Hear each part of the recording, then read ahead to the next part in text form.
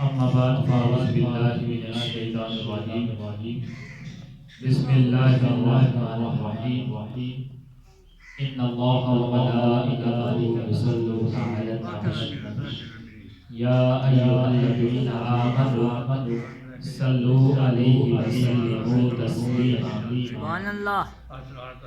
الصلاة والسلام عليك يا سيدي يا رسول الله وعلى آلك وأصحابك يا سيدي يا حبيب الله الصلاة والسلام عليك يا سيدي يا نور الله وعلى آلك وأصحابك يا سيدي يا محمد رسول الله صلى الله عليه وآله وسلم. سب سے پہلے فرگودہ روشی بلائے فخر السادات فخر الاولیاء پیر طریقت رہبر شریعت الحاج پیر سید محمود ذوالقرنین شاہ صاحب بخاری قادری المرحوم حضرت پیر سید غلام دستگیر شاہ صاحب بخاری قادری دامت برکاتہم عالی سیب سجادہ نشین مٹاور شریف کی سب سے بڑی درگاہ قصر عارفان در سال کا مدینہ الاولیاء بابا جی ٹوپی والی سرکار رحمۃ اللہ تعالی علیہ بابا جی محمود شاہ سرکار رحمۃ اللہ تعالی علیہ اکبر شاہ سرکار رحمۃ اللہ تعالی علیہ اور سید المتقین جان پیر سرکار رحمۃ اللہ تعالی علیہ.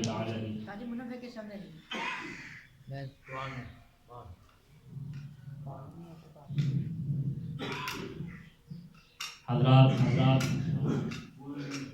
ہمارے پاس جب لوگ آتے ہیں اور ہم سے نسبت اختیار کرنا چاہتے ہیں، ہمارے مریدین بننا چاہتے ہیں،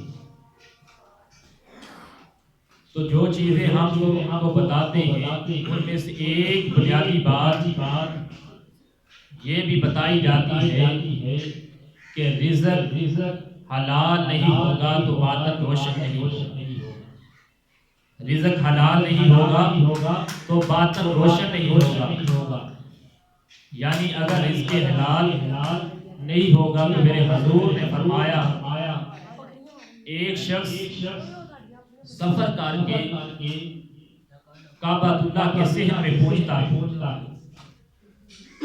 اور کعبے کی پردوں کو تھام کر کہتا ہے وَيَمُودُ عَلَيْهِ اور لمبے لمبے ہاتھ اٹھا کر کہتا ہے اے اللہ.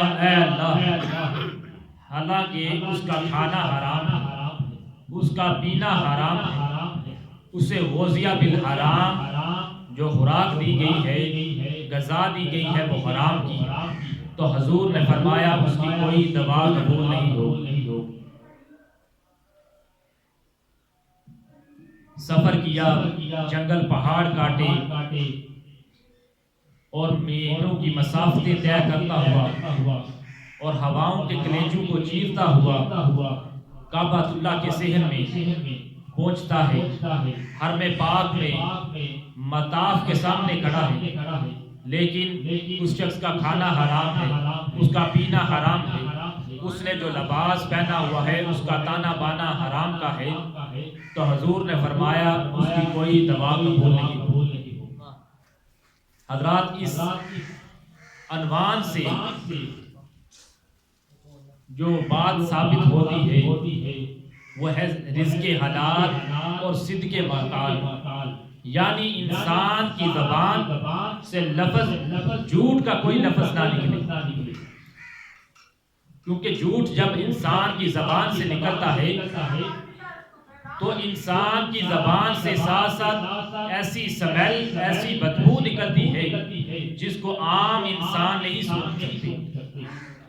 اور اس سمیل کو جو جھوٹ کے ساتھ نکلتی ہے اس کو اللہ کے فرشتے سونگھ لیتے، کیونکہ اللہ تعالیٰ نے فرشتوں کو احساس بنایا ہے.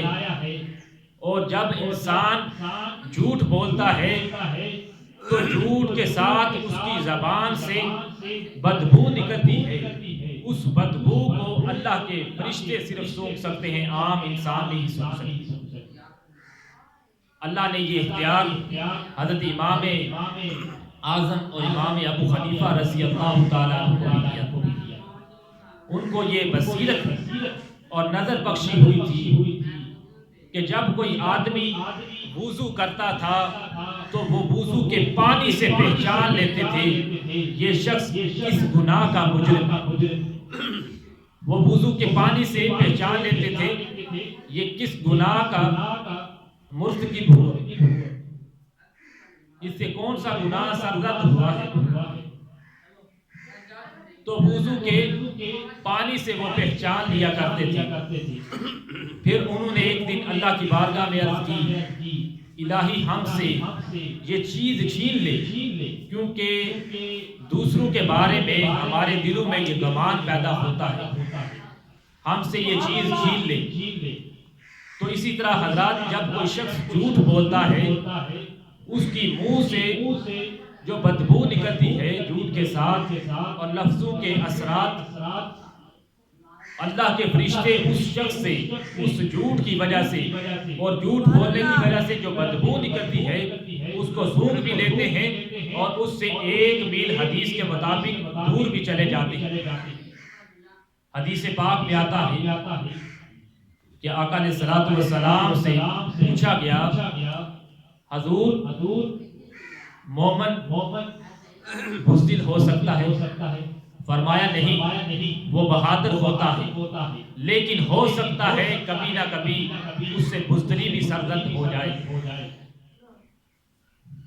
پھر سوال کیا گیا کہ مومن بخیل ہو سکتا ہے؟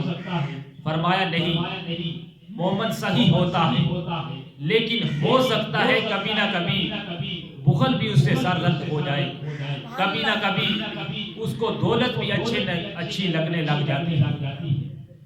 تو اولاد کے بارے میں حضور نے فرمایا مبخلۃ و مجبنۃ، کہ اولاد جو ہے وہ بندے کو بخیل بھی بنا دیتی ہے اور کمزور بھی بنا دیتی ہے۔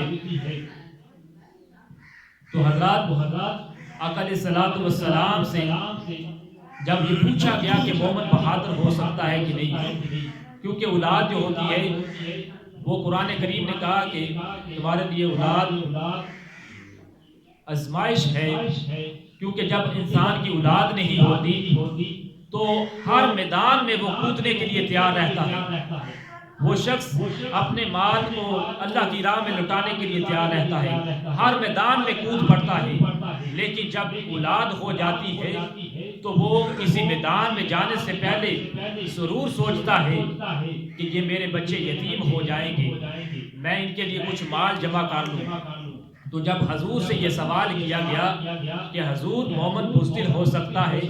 فرمایا نہیں، بزدل نہیں ہو سکتا، وہ بہادر ہوتا ہے، لیکن ہو سکتا ہے کبھی کبھی بزدلی بھی اس سے سرزد ہو جائے۔ جب پوچھا گیا کہ مومن جو ہے وہ بخیل ہو سکتا ہے؟ کہا کہ نہیں، وہ صحیح ہوتا ہے لیکن ہو سکتا ہے کہ کبھی کبھی وہ بزدل بھی ہو جائے، اس سے بخل بھی ہو جائے۔ تو جب تیسرا سوال حضور سے حدیث کے مطابق کیا گیا، تیسرا سوال کیا تھا؟ وہ یہ تھا کہ مومن جھوٹا ہو سکتا ہے؟ تو حضور علیہ الصلوۃ والسلام نے 2 ٹوک الفاظ میں کہہ دیا کہ مومن جھوٹا نہیں ہو سکتا، مومن سچ بولنے والا ہوتا ہے۔ تو اس بات سے جو بات ثابت ہوتی ہے وہ 2 خوبیاں میں نے آپ کو گنوائی، ایک رزق حلال کے بارے میں آپ کو بتایا اور دوسرا صدق مقال کے بارے میں بتایا۔ یہ اہل اللہ کا وتیرہ ہے اور یہ 2 خوبیاں مجھے بھی اور آپ سب کو بھی اپنانی چاہیے۔ حضرات جب حضرت خلیل اللہ اپنی زوجہ حضرت حاجرہ علیہ السلام کو اور حضرت اسماعیل علیہ السلام کو لے کر جب وادی غیر ذی ذرع میں جب ان کو لے کر آئے اور رخصت کرنے کے لیے ان کو دوائیں دی، وہ وادی غیر ذی ذرع کہ جہاں کوئی نباتات تھی، نہ پانی کی فراہمی تھی، سیاہ محیط پہاڑ تھے، وہ وادی جہاں پہ دن نہیں گزارے جا سکتے تھے، لیکن اس بہادر خاتون نے اس جگہ پر راتیں کاٹی۔ تو جب سحری کا وقت ہوا تو حضرت ابراہیم خلیل اللہ نے اپنی زوجہ اور اپنے نونہال اسماعیل علیہ السلام کو رخصت کر کے دوائیں دے کر جب جانے لگے، وَتَمَسَّكَتْ بِأَذْحَالِهِ، جب رخصت ہونے لگے تو آپ کی زوجہ حضرت ہاجرہ نے آگے بڑھ کر اپنے شوہر نامدار کا دامن پکڑ دیا اور دامن پکڑ کر کہا کہ آپ کہاں جا رہے ہیں؟ تو جب سوال کیا تو جواب نہ ملا، دوسری مرتبہ بھی یہی سوال کیا کہ آپ کہاں جا رہے ہیں؟ حضرت ابراہیم خلیل اللہ خاموش ہیں، کوئی جواب نہیں دیا۔ تیسری مرتبہ بھی یہی سوال کیا کہ کہاں ہمیں چھوڑ کر اس وادی غیر ذی زرع میں جا رہے ہیں، ہمیں کیوں تنہا چھوڑ کر جا رہے ہیں؟ یہاں تو دن کے وقت بھی خوف آتا ہے، تو یہاں تو زندگی بہت مشکل سے گزرتی ہے، دن راتیں گزارنا تو بہت دور کی بات ہے، تو ہمیں چھوڑ کر کہاں جا رہے ہیں؟ جب تیسری مرتبہ سوال کیا پھر کوئی جواب نہ آیا، تو پھر خاتون نے زوجہ حضرت ہاجرہ سلام اللہ علیہا نے خود جواب دیا، پوچھا کہ کیا اللہ کا حکم تو نہیں؟ فرمایا نعم، ہاں اسی کا حکم ہے۔ فرمایا ہاں اگر اسی کا حکم ہے تو جائیے اور خیر سے جائیے، وہ اللہ تعالی ہمیں ضائع نہیں ہونے دے گا۔ حضرات پھر زوجہ حضرت ہاجرہ سلام اللہ علیہا اور اس اپنے نونہال حضرت اسماعیل علیہ السلام کو پتھروں کی اوٹ میں کے درمیان لٹا کر آپ نے ایک دو دن کا توشہ تھا وہ بھی ختم ہو گیا، اور ماں کی چھاتی سے دودھ بھی خشک ہو گیا، تو ماں کی ممتا تڑپ اٹھی۔ جب حضرت اسماعیل علیہ السلام کی جانب ماں نے دیکھا تو وہ پیاس سے نڈال ہو رہے تھے، تو ماں کی ممتا تڑپ اٹھی، کہیں سے پانی مل جائے۔ تو کبھی کوہ صفا پر چڑھ گئی، دیکھا کہ اوپر سامان تھا اور نیچے پہاڑ تھے، اس کے علاوہ کوئی چیز دکھائی نہیں دیتی تھی۔ پھر صفا سے آپ مروہ پہ آئی، پھر کبھی ادھر کبھی ادھر، کبھی ادھر کبھی ادھر، کبھی صفا پہ جاتی، کبھی مروہ پہ آتی، کبھی صفا پہ جاتی، تو دیکھتی کہ درمیان میں نشیبی علاقہ تھا، اپنے بچے کا نونہال کا منمونے کا چہرہ دکھائی نہیں دیتا تھا، تو آپ پھر مروہ پر تشریف لے جاتی، کبھی صفا پہ آتی کبھی مروہ پہ آتی۔